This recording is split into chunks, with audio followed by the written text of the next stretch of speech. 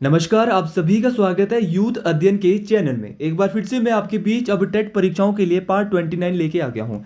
Part 29 का जो पहला क्वेश्चन है कि तिब्बत की किस दिशा में हिमाचल प्रदेश स्थित है। क्वेश्चन बोल रहा है कि तिब्बत की किस दिशा में हिमाचल स्थित है, तो हिमाचल जो है वो तिब्बत की पश्चिम दिशा में स्थित है। लेकिन अगर क्वेश्चन आएगा कि हिमाचल की किस दिशा में तिब्बत स्थित है, तो पूरब आएगा। तो दोनों ही बातें आपने यहाँ से याद रखनी है और दोनों ही बातें मोस्ट इंपॉर्टेंट है। देखिए दोस्तों, अगर मैं बात करता हूँ कि हिमाचल के दक्षिण दिशा में कौन सा राज्य है, तो दक्षिण दिशा में हरियाणा है।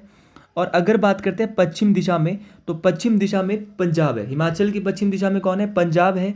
और पूरब दिशा में जो है वो चीन और तिब्बत दोनों आता है पूरब दिशा में। और दक्षिण पूरब में कौन आता है? दक्षिण पूरब में कौन आता है? उत्तराखंड। याद रखना है कौन आता है दक्षिण पूरब में? उत्तराखंड। तो हर एक दिशा आपको पढ़ के जानी है पेपर के लिए। अगले क्वेश्चन की बात कर रहे हैं कि हिमाचल प्रदेश के चंबा जिले में कौन सी झील स्थित नहीं है। तो हिमाचल प्रदेश के चंबा जिले में इनमें से कौन सी झील नहीं है? देखिए दोस्तों, घड़ासरू झील चंबा में है, लामा झील चंबा में है और खजियार झील भी चंबा में है। ये तीनों झीलें तो चंबा में है, लेकिन करेरी झील जो है ये चंबा में नहीं है, क्योंकि करेरी झील कहाँ पे है? कांगड़ा में स्थित है। दोस्तों, अगर मैं आपको कुछ चंबा की झीलें पहले बताता हूँ। जो चंबा में जो झील है, घड़ासरू झील है, लामा झील चंबा में है, खजियार झील चंबा में है, मणिमहेश झील चंबा में है, चमेरा झील चंबा में है, महाकाली झील चंबा में है। तो ये सारी की सारी झीलें जो है ये कहाँ पे है? चंबा में स्थित है। लेकिन अगर मैं बात करता हूँ भैया कांगड़ा की, कांगड़ा में जो है एक तो करेरी झील है। करेरी झील जो है वो कहाँ पे है? कांगड़ा में। एक झील और है करेली, एक है करेरी और दूसरी है करेली। तो करेली जो कराली या करेरी, करेली, ये दोनों ही अलग अलग है। तो कराली झील कहाँ पे? ये शिमला में है। और गंदे पानी की सबसे बड़ी झील है हिमाचल की, ये भी आपने याद रखना है। अगर मैं बात करता हूँ कांगड़ा की झीलों की, कांगड़ा में जैसे डल झील, डल झील कहाँ पे है? कांगड़ा में। धर्मशाला की मैक्लोडगंज की ये पास ये झील है डल झील। और इसके अलावा जैसे पौंग झील, पौंग झील भी कहाँ पे? जिसको महाराणा प्रताप सागर झील के नाम से भी शायद जाना जाता है। और इसके अलावा करेरी झील, करेरी झील भी कहाँ पे है? ये भी कांगड़ा के धर्मशाला के आसपास ही स्थित। अब अगले क्वेश्चन की मैं बात करता हूँ, तो ये कुछ झीलें थी जो हमने पढ़ ली यहाँ से। ब्यास नदी की कौन सी नदी सहायक नदी नहीं है? देखिए, बहुत बार ब्यास की सहायक नदी पूछी जाती है। सोलंग नदी ब्यास की सहायक है, बिल्कुल सहायक है। मनालसू भी सहायक है। और सुजोइन भी ब्यास की सहायक नदी है। लेकिन मूलगांव जो है वो ब्यास की सहायक नदी नहीं है। देखिए, अगर मैं मूलगांव की बात करता हूँ, तो अगर ये ब्यास की सहायक नहीं है तो किसकी सहायक है? तो अगर मूलगांव की बात करते हैं तो मूलगांव नदी जो है ये सतलुज की सहायक नदी है। और ये अगर मैं बात करता हूँ सतलुज नदी की, मूलगांव सतलुज की सहायक है। सतलुज हिमाचल प्रदेश में बहने वाली सबसे लंबी नदी है। कितने किलोमीटर बहती है? 320 किलोमीटर। याद रखना है, ये डाटा जरूर पूछा जा सकता है। अगर मैं सतलुज की बात करता हूँ, कल वाले जो मैंने पाठ करवाया था उसमें भी जरूर सतलुज के बारे में मैं बता चुका हूँ। अगर मैं बात करता हूँ नदियों के वैदिक नामों की, बहुत बार पेपर में पूछ ले जाते हैं। जैसे चिनाब नदी का वैदिक नाम है अस्कनी। क्या नाम है? अस्कनी। ध्यान से लिखना है, कॉपी पेन लेके हर एक चीज़ को नोट करना है। रावी का जो वैदिक नाम है उसका नाम है पुरुषिणी। क्या नाम है? पुरुषिणी। सतलुज का है शतुद्री। क्या नाम है? शतुद्री। ब्यास का जो है वो है अर्जकिया। ब्यास का अर्जकिया। यमुना का कालिंदी। यमुना का क्या है? कालिंदी। तो ये सारे के सारे नाम आप याद रखेंगे। और यहाँ पे जो है मूलगांव जो है वो सहायक है किसकी? सतलुज की। सुजोइन, मनालसू और सोलांग ये सहायक है किसकी? व्यास नदी की। अगला क्वेश्चन अच्छा क्वेश्चन है। हिमाचल प्रदेश का कुल भौगोलिक क्षेत्रफल कितना है? The total geographical area of Himachal Pradesh is. तो हिमाचल प्रदेश का जो टोटल जोग्राफिकल जो एरिया है वो 55,673 वर्ग किलोमीटर है। देखिए दोस्तों, हिमाचल प्रदेश का टोटल जो एरिया है ये 55,673 वर्ग किलोमीटर है। लेकिन बात करते हैं कि हिमाचल प्रदेश का ऐसा सबसे बड़ा जिला जिसका क्षेत्रफल सबसे ज़्यादा है, तो वो कौन सा है? लाहौल स्पीति। लाहौल स्पीति का जो क्षेत्रफल है परसेंटेज में बहुत बार पूछा जाता है, 24.86%। कितना है? 24.86% है कहाँ का? लाहौल स्पीति का, जो कि हिमाचल प्रदेश का क्षेत्रफल की दृष्टि से सबसे बड़ा जिला है। सबसे कम जो क्षेत्रफल है वो हमीरपुर का है। हमीरपुर का जो क्षेत्रफल है वो 2.01% है। कितना है? 2.01% किसका है? हमीरपुर का। और सबसे छोटा जिला है क्षेत्रफल की दृष्टि से। देखिए दोस्तों, ये तो हमीरपुर का है, लेकिन कुछ और जिले भी हैं, जैसे कि मंडी में शिवरात्रि बड़ी फेमस होती है। तो अगर मैं मंडी की बात करता हूँ तो मंडी का जो एरिया है ये 7.09% है। कितना है? 7.09% एरिया है मंडी का। और सभी को अपने अपने जिलों के पता होने, शिमला की भी बात कर लेते हैं, क्योंकि शिमला का जो एरिया है टोटल हिमाचल प्रदेश का 9.22% है। कितना है? 9.22% है। और कांगड़ा की भी बात कर लेते हैं, क्योंकि कांगड़ा में जो है पॉपुलेशन सबसे ज़्यादा है कांगड़ा की, उसका है 10.31। तो सारे जिलों की तो नहीं कर पाऊंगा, लेकिन मैंने थोड़े थोड़े जिले आपको बताए हैं कि किसका क्षेत्रफल एरिया जो है वो परसेंटेज में कितना है। लिख लेना है तभी ये याद होगा। अगर आप इसको लिखेंगे नहीं तो बिल्कुल याद होने वाला नहीं है भाई, क्योंकि जो डाटा वाली चीज़ें इनको सुन के याद करना थोड़ा सा टफस्ट रहता है। अगले क्वेश्चन की बात करते हैं। हिमाचल प्रदेश का राज्य पशु, the state animal of Himachal Pradesh, तो क्या है? Snow leopard. पहले भी बता चुका हूँ कि हिमाचल प्रदेश का जो राज्य पशु है वो क्या है? बर्फानी तेंदुआ। देखिए, राजकीय फूल भी पूछा जा सकता है कि राजकीय फूल क्या है, तो राजकीय फूल जो है ये गुलाबी बुराश है। स्टेट वर्ड जो है वो जुजुराना है, ये भी आपने याद रखना है, मोस्ट इंपॉर्टेंट है हर एक चीज।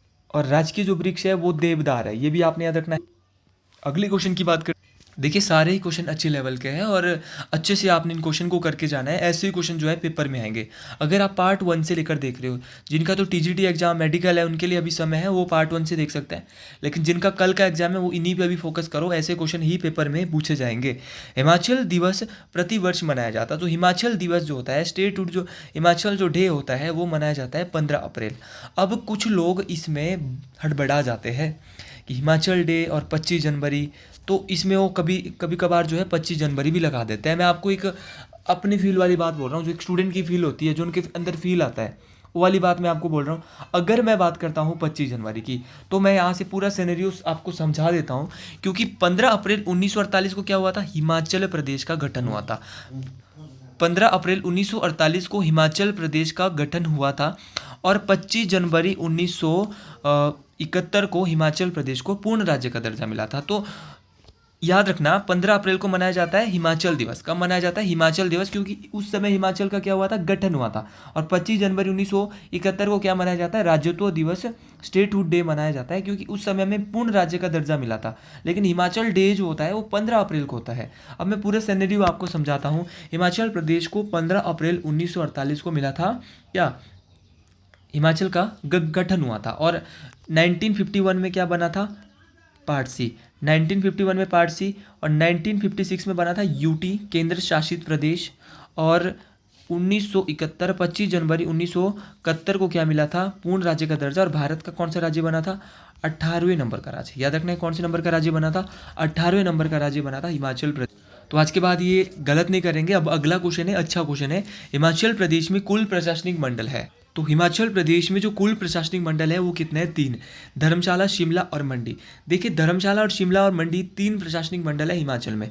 लेकिन बात की जाए कि इन जो प्रशासनिक मंडल के अंदर कौन कौन से जिले आते हैं, जैसे धर्मशाला के अंतर्गत आता है कांगड़ा, आता है चंबा, आता है ऊना, आता है। देखिए, जो कांगड़ा प्रशासनिक मंडल है, जिसको हम धर्मशाला प्रशासनिक मंडल के नाम से जानते हैं, इसमें एक तो कांगड़ा आता है, दूसरा चंबा आता है और एक ऊना आता है। अब जो शिमला प्रशासनिक मंडल है, इसमें खुद शिमला आता है, सिरमौर आता है, सोलन आता है और किन्नौर आता है।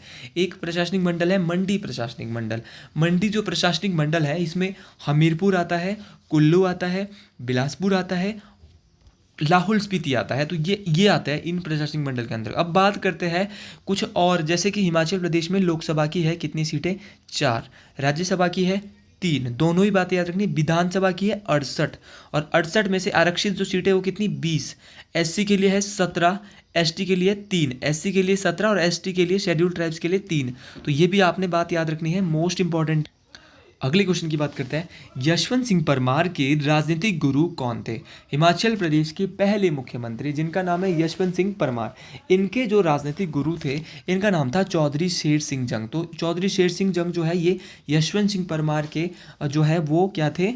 यशवंत सिंह परमार के राजनीतिक गुरु थे। अगर मैं बात करता हूँ राजनीतिक गुरु यशवंत सिंह परमार की, तो ये 4 बार हिमाचल के सीएम बने हैं। कितने बार? 4 बार सीएम। हिमाचल प्रदेश के प्रथम मुख्यमंत्री थे और इनका संबंध सिरमौर के बागथन जिले से था। कहाँ से था? सिरमौर जिले के बागथन नामक स्थान से ये संबंध रखते थे।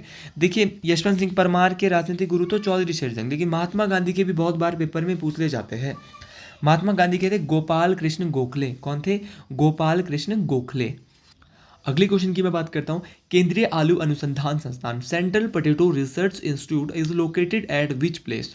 तो केंद्रीय आलू अनुसंधान संस्थान कहाँ स्थित है? तो केंद्रीय आलू अनुसंधान संस्थान जो है ये जो है वैसे कुफरी भी होता है, लेकिन इस बार कुफरी नहीं देखे, बेमलोई शिमला में, क्योंकि बेमलोई भी कहाँ पड़ता है? शिमला। और वहाँ भी जो है, क्योंकि मैं तो भाई शिमला से ही पढ़ा हूँ, तो मैंने वहाँ पे बोर्ड देखा है बेमलोई में केंद्रीय आलू अनुसंधान संस्थान का। तो जिसको पता है तो आपको भी यहाँ से मैं बता रहा हूँ कि बेमलोई भी ऑप्शन में जरूर आ सकता है। देखिए ये तो आलू अनुसंधान संस्थान बेमलोई में भी यहाँ पे इसका सेंटर है, लेकिन इसके अलावा आलू की कुछ जो है फसलें हैं किसमें है वो पूछी जाती है, जैसे कि कुफरी चंद्रमुखी, कुफरी जीवन, कुफरी जोत, कुफरी जोहार, ये सारी की सारी जो है आलू की किस्में है, ये भी आपने जो है याद रखनी है, ये मोस्ट इंपॉर्टेंट है। और ये जो है केंद्रीय आलू आलू अनुसंधान संस्थान इससे पहले जो है ये पटना में होता था, लेकिन पटना से जो इसको शिमला लाया गया था। अगले क्वेश्चन की बात करते हैं। भारत के किस गवर्नर जनरल ने अक्टूबर 1871 में मंडी की यात्रा की? तो भारत के ऐसे कौन से गवर्नर जनरल है जिसने अक्टूबर 1871 में मंडी की यात्रा की? तो इनका नाम था लॉर्ड मेयो। लॉर्ड मेयो ने 1871 में मंडी की यात्रा की, और उस समय ये याद रखना है मंडी के राजा कौन थे? राजा विजय सेन। क्या नाम था? राजा विजय सेन उस समय मंडी के राजा थे। अगर मैं बात करता हूँ मंडी भी पहले सुकेत की जो सुकेत है वो मंडी की ही पहले शाखा होती थी, और ये सुकेत रियासत की शाखा होती थी मंडी। मंडी रियासत की जो स्थापना है वो 1000 ईस्वी में बाहू सेन के द्वारा, किसके द्वारा? बाहू सेन के द्वारा की गई। अब एग्जाम अभी पीछे एक हुआ था, जैसा कि मेरे को याद है, शायद पीजीटी का एग्जाम था वो। उस पीजीटी के एग्जाम में पूछा गया था कि जो गुम्मा और द्रंग ये नमक की खाने हैं कहाँ पे? मंडी में। ये तो आपको बता दिया मैंने कि गुम्मा और द्रंग जो नमक की खाने हैं वो हिमाचल प्रदेश के मंडी जिले में स्थित है। और अगर मैं बात करता हूँ ये किस धार में स्थित है, ये पूछा गया था पीजीटी के एग्जाम में। तो जो ये गुम्मा और द्रंग नमक की खाने हैं ये घोघर धार में, कौन से धार में भैया? घोघर धार में स्थित है, ये भी आपने याद रखना है। अगले क्वेश्चन की बात करते हैं। भारत का प्रथम उप प्रधानमंत्री कौन है? तो भारत के जो प्रथम उप प्रधानमंत्री है इनका नाम है सरदार वल्लभ भाई पटेल। देखिए ये वही सरदार वल्लभ भाई पटेल है जिनको भारत में लौह पुरुष, किस पुरुष के नाम से जाना जाता है? लौह पुरुष। याद रखना है, आयरन मैन ऑफ इंडिया तो कौन है? सरदार वल्लभ भाई पटेल। मोस्ट इंपॉर्टेंट है, लौह पुरुष के नाम से इनको जाना जाता है। देखिए भारत के पहले जो प्रधानमंत्री है इनका नाम है पंडित जवाहरलाल नेहरू। पंडित जवाहरलाल नेहरू भारत के पहले प्रधानमंत्री है। भारत के गृह मंत्री और भारत के पहले उप प्रधानमंत्री कौन है? सरदार वल्लभ भाई पटेल। और इनको सरदार की जो उपाधि दी थी वो बारदोली की महिलाओं ने दी थी। देखिए अगले क्वेश्चन की यहाँ से बात करते हैं। मलिक काफूर किस दिल्ली सुल्तान का सक्षम जनरल था? तो मलिक काफूर जो था ये किस दिल्ली सुल्तान का सक्षम जनरल था? क्वेश्चन ये बोल रहा है। तो मलिक काफूर को 1000 दिनारी के नाम से भी जाना जाता है। ये अलाउद्दीन खिलजी के जो है वो सक्षम जनरल था। देखिए अलाउद्दीन खिलजी के बारे में अगर बात करते हैं तो ये खिलजी वंश के एक शक्तिशाली राजा थे। देखिए ये अपने को सिकंदर द्वितीय, तो खिलजी वंश का कौन सा राजा खुद को सिकंदर द्वितीय कहता था? तो इसका नाम क्या है? अलाउद्दीन खिलजी। अलाउद्दीन खिलजी के बारे में बात करता हूँ तो क्वेश्चन बहुत बार आता है कि अमीर खुसरो किसके समकालीन थे? तो अमीर खुसरो जो है ये अलाउद्दीन खिलजी के समकालीन थे। देखिए अगर मैं बात करता हूँ खिलजी वंश की, खिलजी वंश की जो स्थापना की थी वो जलालुद्दीन फिरोज शाह खिलजी के द्वारा। स्थापना किसी और ने की थी, किसने की थी? जलालुद्दीन फिरोज शाह खिलजी। और बलबन ऑप्शन भी दी दिया है, तो बलबन की बात करते हैं। बलबन ने जो है रक्त और लौह की नीति चलाई थी। इब्राहिम लोदी जो है, अगर मैं बात करता हूँ इब्राहिम लोदी की, तो इब्राहिम लोदी जो है लोदी वंश के अंतिम शासक थे। एक क्वेश्चन और, तालीकोटा का युद्ध किस वर्ष हुआ? देखिए तालीकोटा की अगर युद्ध की मैं बात करता हूँ बहुत बार पेपर में पूछा जा चुका है। तालीकोटा को जो युद्ध हुआ था ये 1565 में हुआ था। किस किस के बीच में हुआ था ये भी पता होना चाहिए, क्योंकि युद्ध डेट याद करेंगे फिर दिक्कत आएगी। विजयनगर साम्राज्य और बहमनी साम्राज्य, याद रखना विजयनगर और बहमनी साम्राज्य के बीच तालीकोटा का युद्ध हुआ था। और अगर मैं बात करता हूँ कुछ इंपॉर्टेंट वॉर की, जैसे पानीपत की पहली लड़ाई, तो पानीपत की पहली लड़ाई 1526 में हुई थी। ये हुई थी बाबर और इब्राहिम लोदी के बीच, जो कि लोदी वंश के अंतिम शासक थे। अगर मैं बात करता हूँ पानीपत की दूसरी लड़ाई, तो पानीपत की जो दूसरी लड़ाई हुई थी ये 1556 में हुई थी। और अब जो ट्रेंड में सबसे ज़्यादा पूछी जाती है वो 1761 वाली पानीपत की तीसरी लड़ाई हुई थी। तो 1761 में पानीपत की तीसरी लड़ाई, तो तीनों लड़ाई आप याद रखेंगे। इसके अलावा हल्दी घाटी का युद्ध, हल्दी घाटी का युद्ध दोस्तों कब हुआ था? 1576। कब हुआ था? 1576 में हल्दी घाटी का युद्ध हुआ था। और 1757 में पलासी का युद्ध, कौन सा युद्ध हुआ था भैया? पलासी का युद्ध 1757 में हुआ था। और बक्सर का जो युद्ध है ये कब हुआ था? 1764। याद रखना कब हुआ था? 1764 में बक्सर का युद्ध हुआ। तो ये थे कुछ फेमस वर्ड्स इंडिया के जो कि पेपर में बार बार पूछे जाते हैं। अगला क्वेश्चन है Tulsidas belong to which India state. तो अगर तुलसीदास की बात करते हैं तो इनका जो संबंध है वो किस राज्य से था। तो तुलसीदास का जो संबंध है वो उत्तर प्रदेश से था। अगर मैं तुलसीदास की बात करता हूँ तो इनके द्वारा एक ग्रंथ की रचना की गई जिसका नाम है रामचरितमानस। तो रामचरितमानस की रचयिता कौन है? तुलसीदास। मोस्ट इंपॉर्टेंट है, आपने भूलना नहीं है। तुलसीदास की अगर मैं बात करता हूँ तो इन्होंने जो है राम जी के भक्त थे। और अगर बात करता हूँ मैं इसके अलावा कबीर की, बहुत बार क्वेश्चन पेपर में आता है कि कबीर के गुरु का नाम क्या था। तो कबीर के गुरु का नाम रामानंद। क्या नाम था? रामानंद। और कई बार पेपर में ऐसे क्वेश्चन आ जाता है कि रामानंद के भी गुरु कौन है। तो रामानंद के गुरु है रामानुज। देखिए, कबीर के गुरु रामानंद और रामानंद के रामानुज, ये आपने याद रखना है, मोस्ट इंपॉर्टेंट। और तुलसीदास ने ये यूपी से थे और इन्होंने रामचरितमानस की रचना की। अगले क्वेश्चन की बात करते हैं। शिव कुमार शर्मा किस संगीत वाद्य से संबंधित है? बात कर रहा है शिव कुमार शर्मा की। तो शिव कुमार शर्मा जी का जो संबंध है वो संतूर से है। याद रखना है, शिव कुमार शर्मा जी का जो संबंध है वो संतूर से है। शिव कुमार शर्मा जी का संबंध तो संतूर से है, लेकिन इसके अलावा सरोद से किस किस का है? तो सरोद की अगर मैं बात करता हूँ तो सरोद से जो संबंधित है, दो नाम बहुत इंपॉर्टेंट है, अमजद अली खान और अयान और अमान। याद रखना है, अमजद अली खान के दो पुत्र अमान और अयान अली खान। अमजद अली खान, अमान अली खान और अयान अली खान, ये क्या बजाते हैं? सरोद। भाई ये वाद्य यंत्र वाला क्वेश्चन टेट परीक्षाओं में हर बार आता है और फिर भी बंदे जो है वो गलत कर देते हैं, इसलिए लिख ले, ये बहुत इंपॉर्टेंट है। अपनी कॉपी में राइट डाउन, नोट डाउन कर ले भाई, बहुत इंपॉर्टेंट है ये, ध्यान से सुन ले। इसके अलावा तबला, तबला बहुत बार पेपर में आता है। तबला बजाता है जाकिर हुसैन और अल्लाह रखा खान। दोनों बात याद रखने, जाकिर हुसैन, अल्लाह रखा खान और निखिल घोष, तीन बंदे तबला बजाते हैं भारत में। जाकिर हुसैन, अल्लाह रखा खान और निखिल घोष। जाकिर हुसैन को तो तबला बजाने के लिए पद्म भूषण भी मिल चुका है। सितार कौन बजाता है? सितार बहुत बार पूछते हैं और सितार बजाने के लिए पंडित रविशंकर को भारत रत्न भी मिला है। तो सितार बजाते हैं पंडित रविशंकर सितार। और इनके साथ और कौन सितार बजाते हैं? विलायत खान। विलायत खान और पंडित रविशंकर क्या बजाते हैं भैया? सितार बजाते हैं। वायलिन दिया है, वायलिन में आपने कुछ याद नहीं रखना है, वायलिन में आपको कृष्णन याद रखना है। तो एक है टी.एन. कृष्णन और एक है एम.एस. गोपाल कृष्णन। तो जहाँ भी पीछे कृष्णन आएगा ना, वहाँ पे आपने वायलिन लगा देना है अगर ऑप्शन में होगा। देखिए, शहनाई बहुत बार पेपर में पूछ ली जाती है। शहनाई जो बजाते हैं वो बजाते हैं बिस्मिल्लाह खान। कौन बजाते हैं? बिस्मिल्लाह खान जो है ये क्या बजाते हैं दोस्तों? शहनाई बजाते हैं। ये मोस्ट इंपॉर्टेंट है। अब अगला क्वेश्चन, और मेरी आदत ये है कि एक क्वेश्चन के साथ 10 इंपॉर्टेंट क्वेश्चन बताना, ताकि अगर इस बार यहाँ से क्वेश्चन आया तो इसी टॉपिक से अगर अगले बार क्वेश्चन आएगा तो यहीं से आएगा। इसलिए सारी बातों को ध्यान से सुने कि वायलिन कौन बजाता है, सरोद कौन बजाता है, संतूर कौन बजाता है, तबला कौन बजाता है, शहनाई कौन बजाता है। तो इन सभी को आपको नोट करना पड़ेगा। ऐसे आपको याद नहीं रहेगा कि जाकिर हुसैन तबला बजाता है, क्योंकि मैंने यहाँ पे लिखा तो है नहीं। तो वही चीज़ है। अगले क्वेश्चन की बात करते हैं। नौटंकी किस भारतीय राज्य का लोक नृत्य है? तो नौटंकी की अगर बात करता हूँ तो नौटंकी होती है उत्तर प्रदेश में। कथक और नौटंकी दोनों जो है याद रखने, कथक शास्त्रीय नृत्य है कहाँ का? यूपी का। देखिए, यूपी के मुख्यमंत्री जो है इनका नाम है अखिलेश यादव। क्या नाम है? अखिलेश यादव उत्तर प्रदेश के मुख्यमंत्री है। अगर मैं बात करता हूँ कथकली, कथकली कहाँ का है? कथकली एक शास्त्रीय नृत्य है, कहाँ का है? केरल। कुचिपुड़ी या कच्चीपुड़ी बहुत बार पूछा जाता है, ये आंध्र प्रदेश का है। और इसके लिए ट्रिक देता हूँ मैं, कच्चीपुड़ी खाई थी अंधे ने। याद रखना, कच्चीपुड़ी खाई थी अंधे ने, तो कुचिपुड़ी अंधे से आंध्र प्रदेश आप बोल सकते हैं। बिहू बहुत बार पूछा जाता है, बिहू असम में होता है। असम की जो है वो कैपिटल जो है वो दिसपुर है। गरबा गुजरात में होता है। रऊ बहुत बार पूछा गया है, रऊ टेट परीक्षाओं में रऊ बहुत बार, बिहू और रऊ बहुत पूछे जाते हैं। और एक है यशगान। रऊ होता है जम्मू कश्मीर और यशगान जो होता है वो कहाँ पे होता है? कर्नाटक। यशगान कहाँ पे होता है? कर्नाटक। याद रखना है, ये भी मोस्ट इंपॉर्टेंट है। इसके अलावा कथक जो होता है, कथक होता है ये होता है यूपी में, और कथकली होता है केरल में। केरल में इसके अलावा एक और होता है मोहिनी अट्टम, ये भी शास्त्रीय नृत्य है। और सबसे नया जो शास्त्रीय नृत्य है इसका नाम है सत्रिया। टोटल शास्त्रीय नृत्य कितने? क्लासिकल डांस टोटल जो है वो 8 है। ये भी आपने याद रखना, टोटल शास्त्रीय जो नृत्य है वो 8 इनकी संख्या है। अगला क्वेश्चन देखियो, ऐसे क्वेश्चन पेपर में आते हैं तो फिर तबीयत खराब हो जाती है। लेवल का क्वेश्चन है भाई, ध्यान से सुनना है। फ्रांसीसी क्रांति का प्रारंभ किस वर्ष हुआ? तो लेवल का क्वेश्चन है, बहुत इंपॉर्टेंट है। 1789। याद रखना, फ्रांसीसी क्रांति का जो प्रारंभ हुआ था ये 1789 में हुआ था। अगले क्वेश्चन की बात करते हैं, सूर्य पृथ्वी से कितना गुना बड़ा है।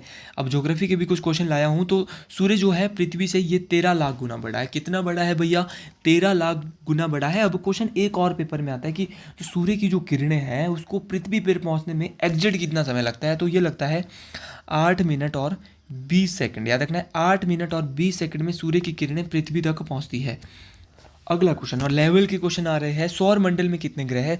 सोलर सिस्टम से टेट परीक्षाओं में पक्का क्वेश्चन आएगा, मोस्ट इंपॉर्टेंट है। 101% जो है इस टॉपिक से क्वेश्चन आएगा, मैं अभी बोल रहा हूँ, इसलिए ध्यान से सुन ले। थोड़ा बहुत ज़्यादा इसके बारे में कराऊंगा। सौर मंडल में कुल कितने ग्रह, ये बच्चा क्वेश्चन है, ये लेवल का क्वेश्चन नहीं है। 8 ग्रह है सौर मंडल में, सबको आता है। क्वेश्चन आ सकता है पृथ्वी के सबसे निकट कौन सा ग्रह है, तो बोलेंगे शुक्र ग्रह। बोलेंगे पृथ्वी की बहन किस ग्रह को कहा जाता है, बोलेंगे शुक्र ग्रह। बोलेंगे कि सबसे गर्म, सबसे चमकीला और भोर का तारा और सांझ का तारा किस ग्रह को कहा जाता है, morning star and evening star किस ग्रह को कहा जाता है, तो वो भी वीनस या शुक्र ग्रह को कहा जाता है। ये भी आपने याद रखना है। क्वेश्चन पेपर में आ सकता है कि सूर्य के सबसे निकट कौन सा ग्रह है, तो बोलेंगे बुध ग्रह। और बुध जो है सूर्य के सबसे निकट है। अगर मैं बुध ग्रह की बात करता हूँ, ये सबसे छोटा ग्रह है। दूसरी बात, सूर्य के सबसे नज़दीक भी है, सबसे छोटा ग्रह भी है। और सूर्य की परिक्रमा करने में ये 88 दिन, कितने दिन लगाता है भैया, 88 दिन लगाता है बुध ग्रह। इसके अलावा नीला ग्रह किसको कहते हैं, तो नीला ग्रह पृथ्वी को कहते हैं, लाल ग्रह मंगल को कहते हैं। पृथ्वी जो है वो अपने अक्ष पे 23.5 डिग्री झुकी हुई है और सूर्य का एक चक्कर लगाने में 365 दिन 5 घंटे और 48 मिनट लगाती है। देखिए दोस्तों, अगर बात करते हैं मंगल की, मंगल के हैं 2 उपग्रह, एक का नाम है फोबोस, दूसरे का नाम है डिमोस। बहुत बार जो है ये क्वेश्चन पूछे गए, फोबोस और डिमोस किसके उपग्रह है, तो ये मंगल जो लाल ग्रह है इसके फोबोस और डिमोस इसके 2 उपग्रह हैं। अगर दोस्तों बात करता हूँ मैं, देखो सूर्य से पृथ्वी सबसे दूर और सबसे नज़दीक कब होती है, ये क्वेश्चन बहुत इंपॉर्टेंट है और मैं बता भी चुका हूँ। 3 जनवरी को जो है वो पृथ्वी सूर्य के निकट होती है और 4 जुलाई को जो पृथ्वी है वो क्या होती है, पृथ्वी जो है वो सबसे दूर होती है सूर्य से। ये भी आपने याद रखना है। अगली क्वेश्चन की बात करते हैं, वसंत विश्व किस तिथि को होता है। वसंत विश्व जो होता है ये 21 मार्च को होता है। तो वर्नल इक्विनोक्स जो है वो 21 मार्च को होता है, ये भी आपने याद रखना है। देखिए दोस्तों, 21 जून को क्या होता है, 21 जून को जो है वो समर सोल्स्टाइस होता है। और आज जो है कितने तारीख है भाई, 21 जून है। आज योगा डे भी मनाया जा रहा है। कौन सा डे मनाया जा रहा है, योगा डे। तो मैंने ग्रुप में आपको सबको जो है योगा डे जो है वो भेजा है, तो आपने योगा डे की जो थीम है वो कमेंट बॉक्स में बतानी है। सभी लोगों ने जिन्होंने भी यहाँ तक देखा है, जितने भी मेरे ग्रुप से जुड़े हैं, उन सभी को ये थीम यहाँ पे बतानी है कि योगा डे की थीम क्या है। मैंने थीम आपको भेजी है, तो ये आपको आज का जो कमेंट बॉक्स में बताना है। 21 जून को ही उत्तरी गोलार्ध का सबसे बड़ा दिन, मतलब आज का दिन जो है हमारे भारत देश में सबसे बड़ा दिन भी होगा। और सबसे छोटा दिन कब होगा, 22 दिसंबर, क्योंकि दक्षिणी गोलार्ध में सबसे बड़ा दिन 22 दिसंबर को होता है। और आज के दिन ही सबसे छोटा दिन कहाँ होगा, दक्षिणी गोलार्ध में, जितने भी देश आएंगे साउदर्न हेमिस्फीयर में। तो आज के दिन भारत में सबसे बड़ा दिन भी 21 जून को, और योगा डे भी आज ही मनाया जा रहा है, ये भी आपने याद रखना है। अगले क्वेश्चन की बात करते हैं, बेसाल्ट है एक। तो देखिए बेसाल्ट जो है एक चट्टान है, और हम बात करते हैं चट्टानें जो है वो रॉक जो है वो 3 टाइप्स की होती है, इग्नियस रॉक्स, मेटामॉर्फिक रॉक्स और सेडिमेंट्री रॉक्स। सबसे पहले इग्नियस होती है, इग्नियस से सेडिमेंट्री, और फिर होती है मेटामॉर्फिक, जिसको बोलते हैं कायांतरित या रूपांतरित चट्टानें। देखिए हम बात करते हैं इन तीनों ही चट्टानों की। सबसे पहले बात करता हूँ इग्नियस रॉक्स। इग्नियस रॉक्स में जैसे बेसाल्ट आ जाता है, ग्रेनाइट आ जाता है, गेब्रो आ जाता है। बेसाल्ट, ग्रेनाइट और गेब्रो आता है किसमें, आग्नेय चट्टानों में, ये आपने याद रखना है। सेडिमेंट्री रॉक्स में क्या क्या दोस्तों आता है, सेडिमेंट्री रॉक में आता है जैसे सैंडस्टोन हो गया, लाइमस्टोन हो गया। सैंडस्टोन और लाइमस्टोन यही बताऊंगा, आते तो बहुत सारे लेकिन इंपॉर्टेंट जितने मेरे माइंड में भी आ रहे हैं। मेटामॉर्फिक में आते हैं जैसे कि स्लेट हो गया, मार्बल हो गया, और क्वेटजाइट बहुत बार पूछा जाता है, ये भी बहुत इंपॉर्टेंट है। ये सारे आपने याद रखने हैं। तो ये रॉक के कुछ प्रकार थे। रॉक 3 टाइप की होती है, बेसाल्ट, ग्रेनाइट, गेब्रो। इग्नियस रॉक्स के उदाहरण है लैंडस्टोन और लाइमस्टोन। सैंडस्टोन और लाइमस्टोन सेडिमेंट्री के हैं, और स्लेट, मार्बल और क्वेटजाइट जो है वो किसके, मेटामॉर्फिक। अगले क्वेश्चन की बात करता हूँ, रॉकीज पर्वत श्रृंखला कहाँ पर स्थित है। देखिए दोस्तों, बात रॉकीज पर्वत श्रृंखला की कर रहा है। अगर मैं बात करता हूँ रॉकीज पर्वत श्रृंखला की, तो ये उत्तरी अमेरिका में स्थित है। देखिए जब मैं अपने एकेडमी में बच्चों को पढ़ाता हूँ, तो वहाँ मैं रॉकीज पर्वत श्रृंखला के बारे में बहुत ज़्यादा उनसे विस्तार में डिटेल से बात करता हूँ। देखिए रॉकीज पर्वत श्रृंखला में एक चिनूक हवा चलती है, वहाँ की लोकल विंड है। तो ये चिनूक हवा जो एक ड्राई विंड है, और ये रॉकीज में पाई जाती है, बहुत इंपॉर्टेंट है, ये भी आपने याद रखना। अगली क्वेश्चन की बात करते हैं, अब थोड़ा इकोनॉमिक्स में आ जाते हैं। 12वीं पंचवर्षीय